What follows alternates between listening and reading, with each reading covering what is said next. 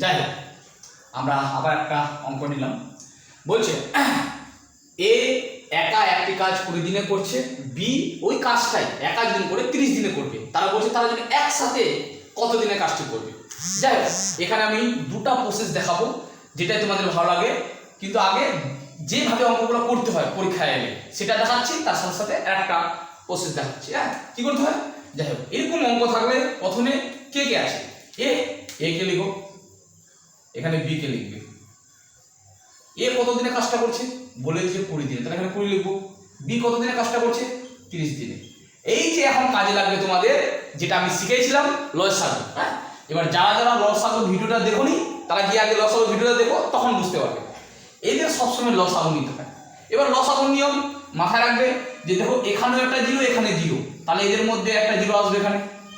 এবার 2 আর 3 একই নমতার ঘরে নেই, তাহলে কি করবো আমরা স্যার? এদেরকে তাহলে গুণ করে দাও, তাহলে 3 দেবো না 6, আর এই যে লসাগু কত পেলাম 60। বলো এই যে 60 পেলেন, এটাই আপনার মাথায় রাখবে, এটাই তোমাদের হলো মোট কাজ। বুঝা গেল? তাহলে বুঝা যাচ্ছে?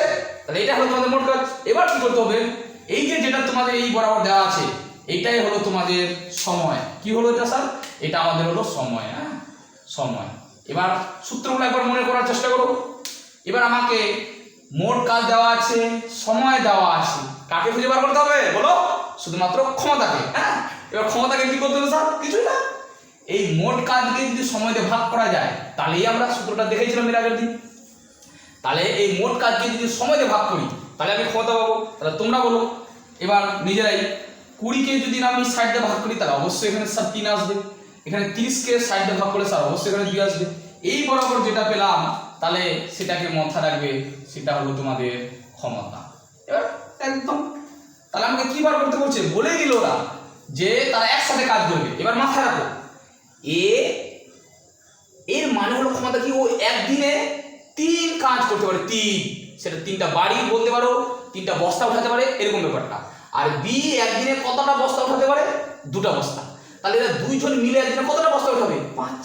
তাহলে একদিনে এরা কাজ করবে 5। এখানে মাথায় রাখবে, অঙ্কটা বোঝানোর জন্য এটা 60 ইউনিট বলাটা খুব ভালো, তোমাদের তাহলে সুবিধা হবে ইউনিট বললে, বুঝতে পারছো?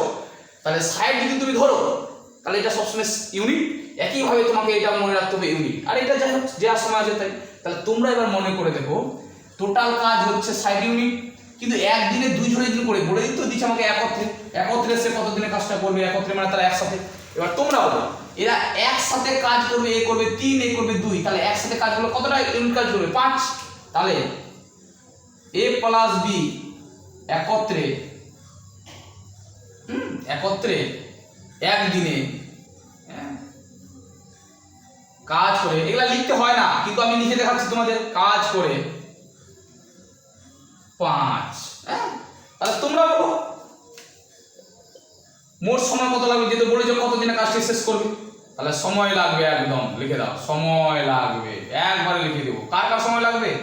সময় লাগবে এ প্লাস বি, মানে এ আর বি এর। টোটাল কাজ হচ্ছে 60। আর এদের ক্ষমতা, আর আমরা এর আগে সূত্র পড়েছিলাম, যখনই সময় বার করতে বলবে এই মোট কাজ দিয়ে এবার ক্ষমতাকে ভাগ করতে হবে। যেরকম আগেরবার ক্ষমতা বার করেছিলাম, তো কি করলাম? এই মোট কাজকে সময় দিয়ে ভাগ করে তবে ক্ষমতা আসলো। এবার আমাকে সময় বার করতে বলেছে, তাহলে এই মোট কাজকে মাথায় রাখতে হবে আমি ক্ষমতা দিয়ে ভাগ করবো। কিন্তু এ আর বি ক্ষমতা একদিনে কতটা? 5। তাহলে আমি যদি এর ক্ষমতাটাকে ভাগ দিই, বা এ আর বি এর ক্ষমতা মাথায় রাখবে 5, তাহলে এখানে 5 দিয়ে ভাগ করলে দেখবে 12 5 60। তাহলে কত দিনে কাজটা শেষ করবে? 12 দিনে। বুঝা গেল জিনিসটা? তাহলে ঠিক আছে, মাথায় রাখবে।